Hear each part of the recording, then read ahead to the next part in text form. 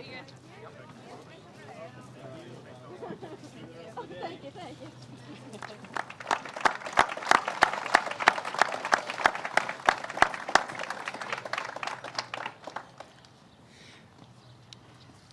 Good morning. Thank you for being here on a beautiful day in Suffolk County, and we're proud to welcome once again our great governor, Andrew Cuomo, for an important announcement. It's beautiful to be here in the town of Southampton, and I want to thank everyone who's come out today for this announcement. Before we get started, I just want to introduce a number of my colleagues who are here and thank them for their great work and leadership on the issues that we're discussing here today.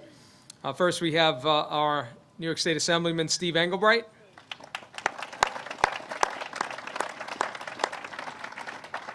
Assemblyman Fred Thiel.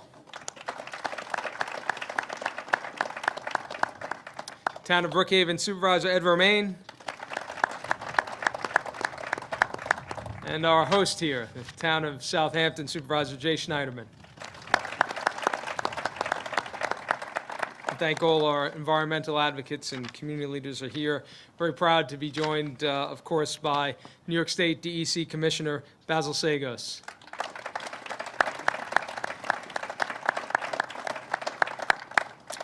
We're also joined by a gentleman I like to call the Paul Revere of water quality here on Long Island, Dr. Chris Gobler, professor of Stony Brook University, School of Marine and Atmospheric Sciences, and Dr. Matt Whalen, Stony Brook University Vice President for Strategic Initiatives and Vice President for Student Affairs. Thanks, Matt.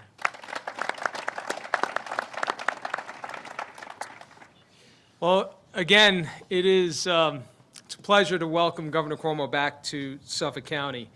It is clear the governor is dedicated to improving the lives of our residents all across the state, but certainly here in Suffolk County and across Long Island.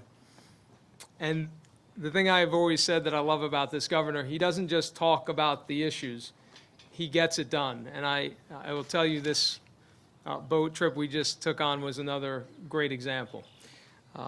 Under the governor's leadership, New York is rebuilding our infrastructure, creating economic opportunity all across Long Island, and making unprecedented investments to strengthen and protect our environment. That is critically important today, and I thank the governor for his leadership on the environment. It's great to have a leader who cares about the environment. Here on Long Island. Keep going, keep going. Don't slow down. Here on Long Island, the governor recognizes the importance of our unique natural resources and the challenges that we face, and some of the unique challenges that we face here in Suffolk County and all across Long Island. From investing in our water infrastructure to improving our parks and beaches, the governor is delivering for Long Island residents. And today, he is again taking action on behalf of our communities and stepping up to ensure that water quality is protected here on Long Island for us and for future generations. We're grateful for his leadership, for his continued support of Suffolk County, and for all New Yorkers. So, ladies and gentlemen, please join me in welcoming the 56th Governor of the State of New York, Andrew Cuomo.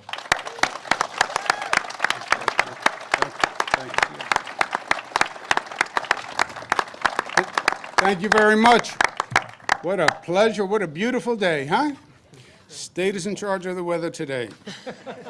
County tried to take credit, no way. I tried. First, New York County Executive. I work obviously with county executives all across the state. I was in the federal government for 8 years. I worked with county executives all across the nation.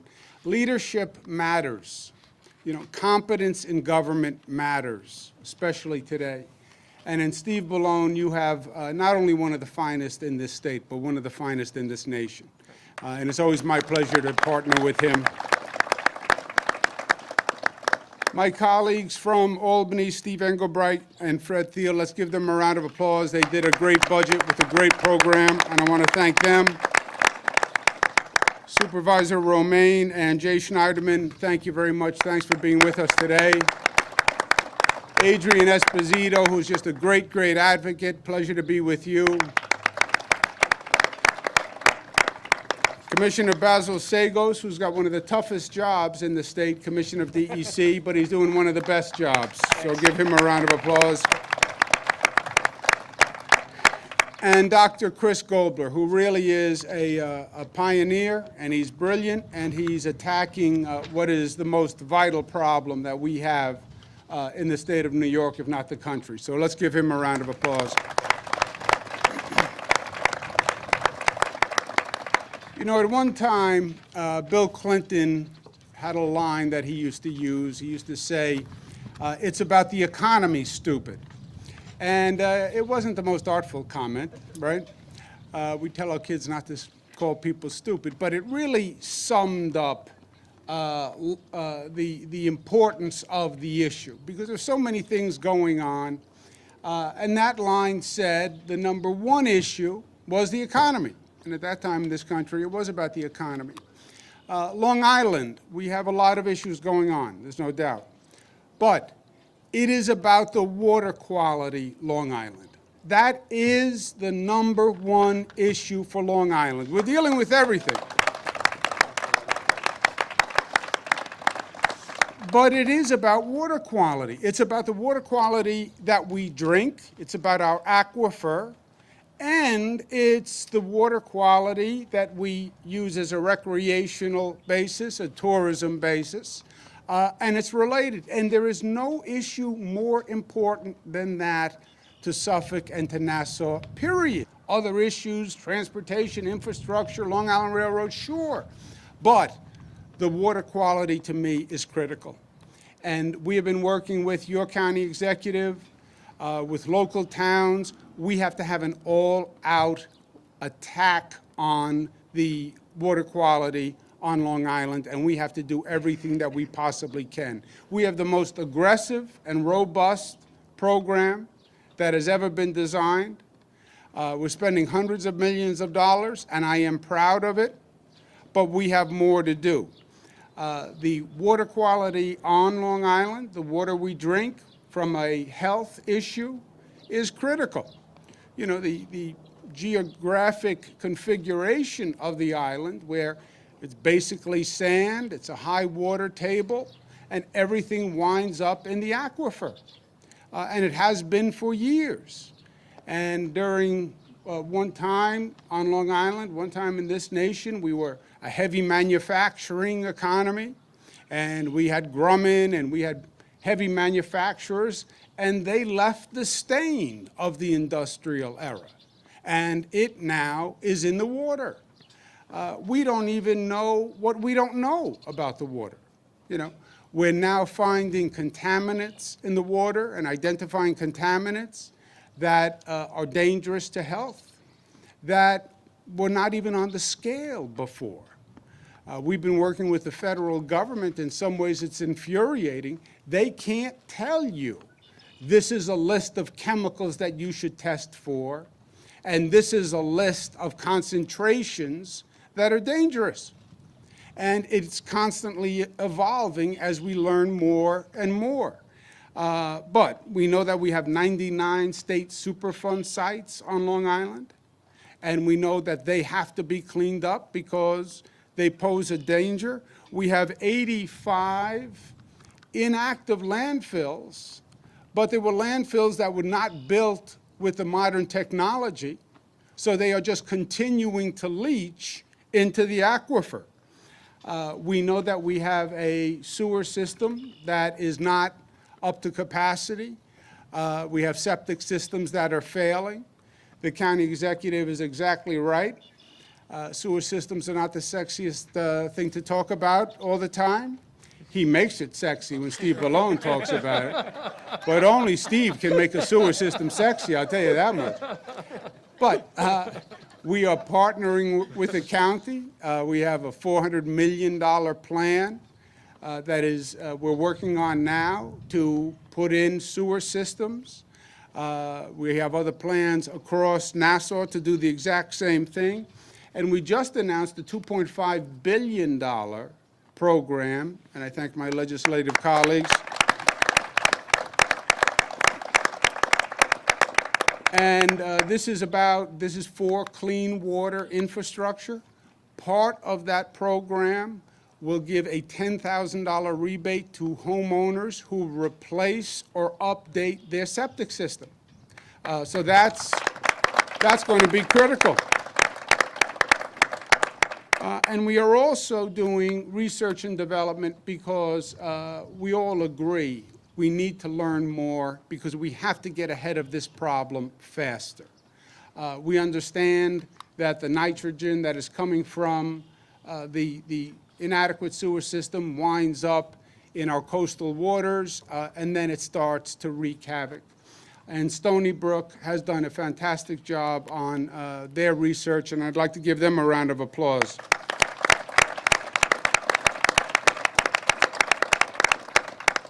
Today we're talking about a specific manifestation of the problem, which is the brown tide. Now, the brown tide is relatively new, right?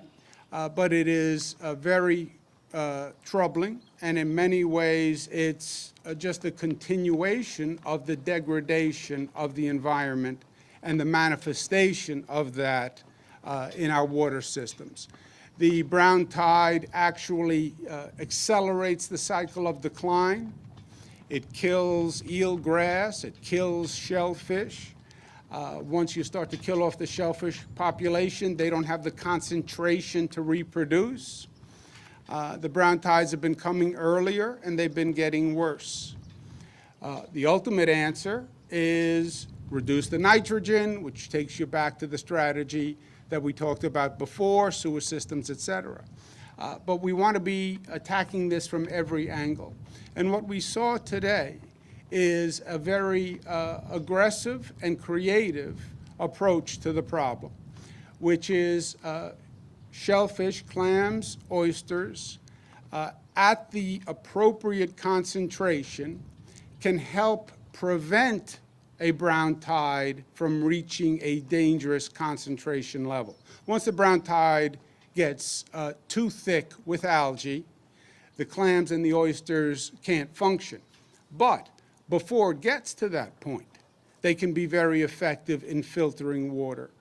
The Stony Research Center has done seeding programs. Many of the towns have done seeding programs of shellfish. We know that it works, and we know that it works well. We just have to bring it up to scale.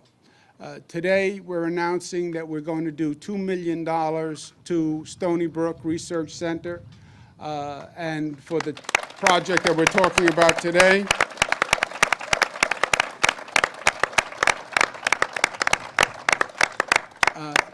That $2 million will bring to scale just what we were doing today, which was growing and seeding clams and oysters through the Sea Grant program.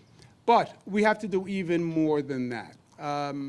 We discussed today that you would need about 30 million clams to be an effective filtration device for the western side of Shinnecock Bay. This is not just Shinnecock Bay. This is the Great South Bay. It can be the Peconic at times. It's all over Long Island.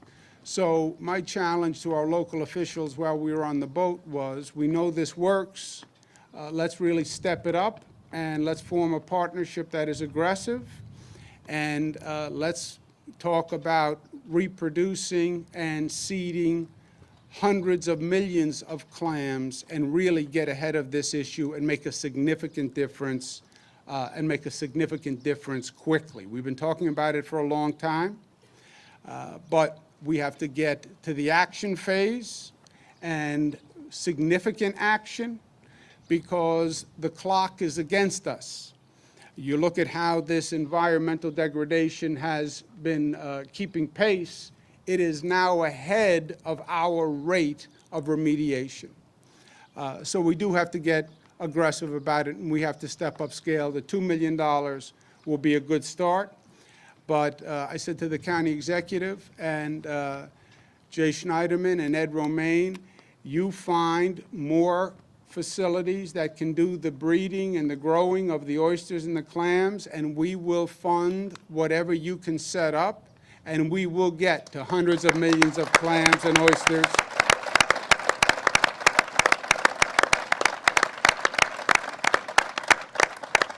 They act as a filtration device. They're good for the economy. There's all sorts of benefits. We just have to do it. We just have to make it happen. And that's where government comes in. And as the county executive said, that's the art form of governing. You know, for a lot of years, people thought governing is about talking. We're past the talking phase. We're into the doing phase, and we're aggressively into the doing phase. Because at the end of the day, it gets very simple, you know. It is about making this place a better place. And we've been given a gift of life, and we've been put on this planet for a certain period of time. And the ultimate question for all of us is, did you use your time to make this place better? I did a commencement the other day to high school students, and I said, you know, for you, this is all very complicated when you're young. What should I be? What school should I go to? I said, you get old like me, it gets very simple. There's one question. Did I do good things? And did I leave this place better than I found it? We're near the Shinnecock Reservation. Native Americans have a beautiful expression. We did not inherit the earth from our parents. We are borrowing it from our children. When we turn this land over to our children, there can be no brown tide. There can be no excess nitrogen in the water. The clams have to be back. The oysters have to be back. The fisheries have to be back. We're going to leave them Long Island better, cleaner, safer than we found Long Island. That's our obligation, and we're going to make it happen. Thank you, and God bless you.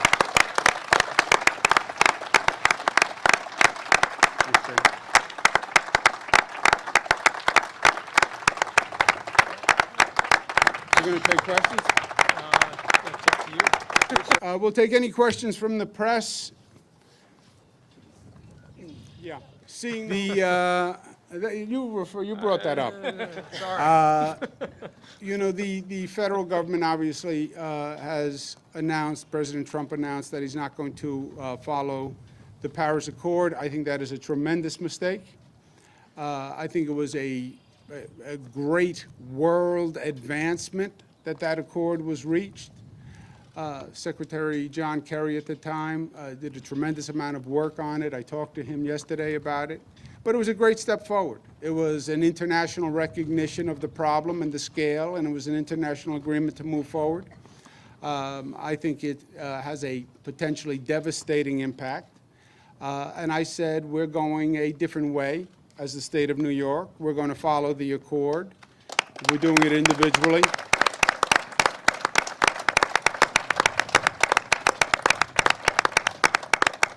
We joined with California, and when you have California and New York together, you have two of the largest players, literally, in this area. And we're joining on with other states and other mayors. I don't believe the people of this country support the withdrawal from the accord. I don't believe it. I believe people understand that the environment is under stress. People understand that we have extreme weather problems that we never had before. People get it. People see the brown tide. People see 7 feet of snow in Buffalo. Buffalo gets snow, but they never had 7 feet of snow. We have tornadoes in New York State. We never had tornadoes in New York State. We have a problem with Lake Ontario right now. It's at its highest level in recorded history, and it's flooding the shoreline. People get it. They're smart. So I don't understand the thinking or the reasoning, but we're going the other way, and we're going to bring a lot of other people with us.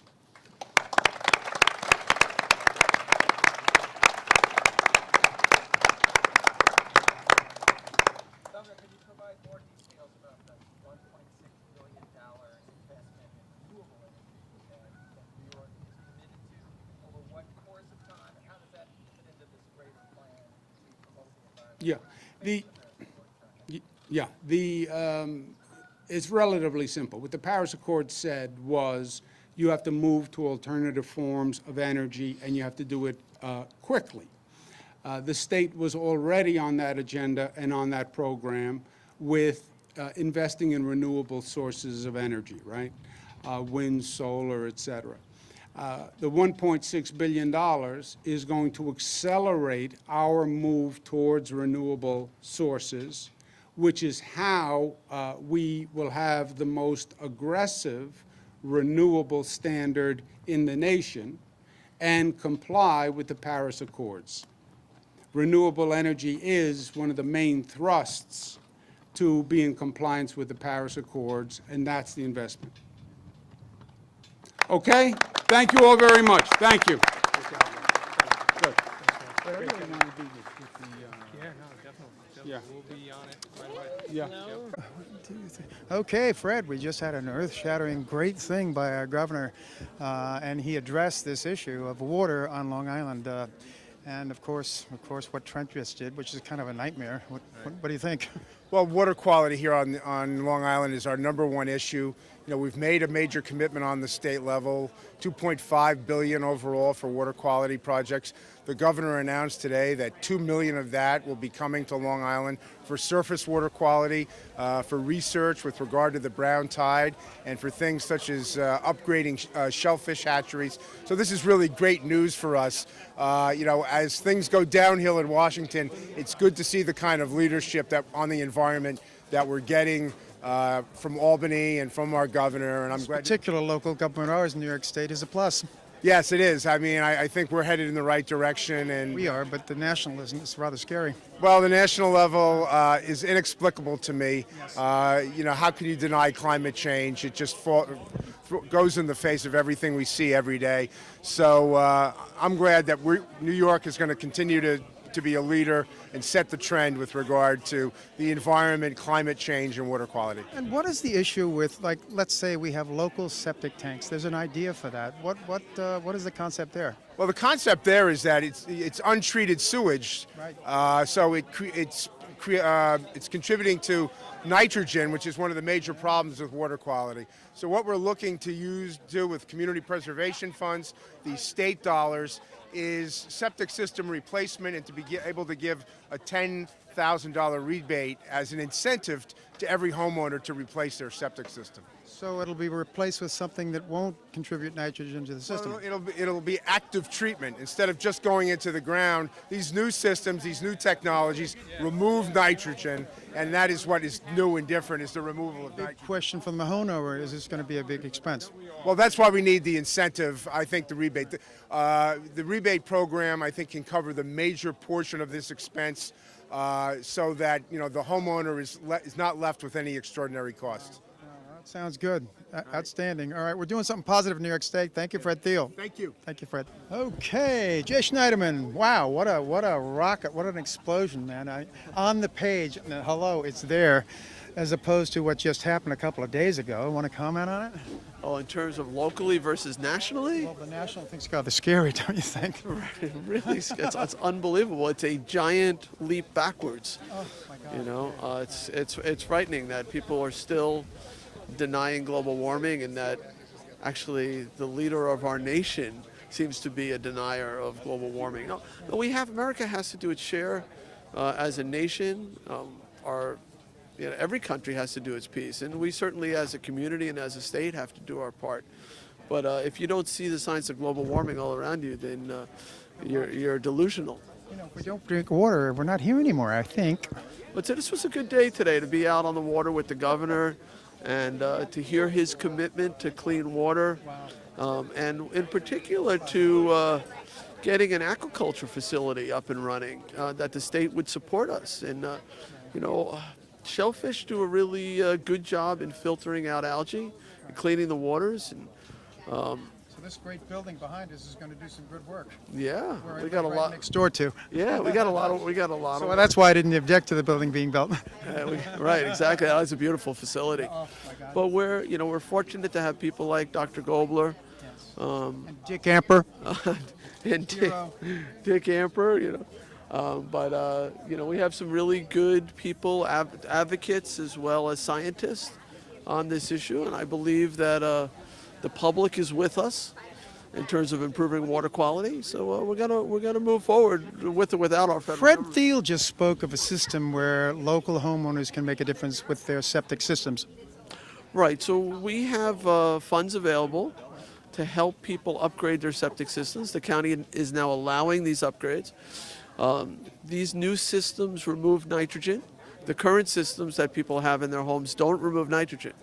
So these new nitrogen removing systems are a little more expensive than the conventional system. Would you have to remove the rings, so said, and then replace them with something else? Well, you'd have to remove components of the system, and so you could still potentially use your cesspools, but the septic tank would likely be replaced with Piece before, the box before. right, the box that deals with the solids, and that Gives an idea what homeowners can do. right. But there's different systems. Stony Brook has been studying through their Clean Water Institute different types of systems. There's a lot of new systems coming online that are more affordable. So I think there's a good future, and I think that we're going to figure this one out, how to live on the land with less impact to the water. Well, we're not further up west, thank goodness, where a lot of the pollutants are happening in the ground, and it's rather scary. Yeah. So We have to really protect us out here. I think up west too, they're figuring this out too. And County Executive Balone was here today, and representing all of Suffolk County, and he's been a true leader on water quality issues for the whole county, trying to reduce nitrogen. He grew up in the Great South Bay area, so I think he understands very well how the bays have changed. When we were kids, they were teeming with clams. You just go into the sand and just put your feet down, Jay, and you just come up with 10 or 15 of them. And who knew what delicacy lobsters would turn into that people would never eat them. Right. Oh, yeah. And they're bottom feeders, so what's happening with them when we eat them now? With the lobsters and clams. Well, the lobsters they have a different problem. The water temperature is too warm. And I've been looking at issues of thermal pollution, places like the Millstone nuclear power plant that dumps a tremendous amount of heat into the Long Island Sound. And Connecticut, right? well, it's both. It's in Connecticut, right? But it's affecting. I believe it affects water temperatures, even here in the Peconic Estuary, where the temperatures are going up much faster than the rate predicted by global warming. His father, Cuomo's father, was the only one that stood up and stopped a nuclear facility in the whole country here on Long Island. Oh, that's true. How about that one? Shore facility. And now Andrews also is doing some good work around other nuclear power plants and on the Hudson with the Indian Point. There's no way to get off this island, as we know. Right, no, exactly. No, the Millstone, well, hopefully with offshore wind growing off of Block Island, which can power the east end of Long Island, hopefully it can power Connecticut too. And maybe, half of Connecticut's power is coming from that Millstone nuclear power plant. They do need an alternative, and I think the answer is blowing in the wind, if I could quote Bob Dylan. There you go. Yeah. Plum Island is certainly they're trying to do some new things there. Yeah, I would like to see that remain an environmental sanctuary. There you go. So. Jay Schneiderman, thank you.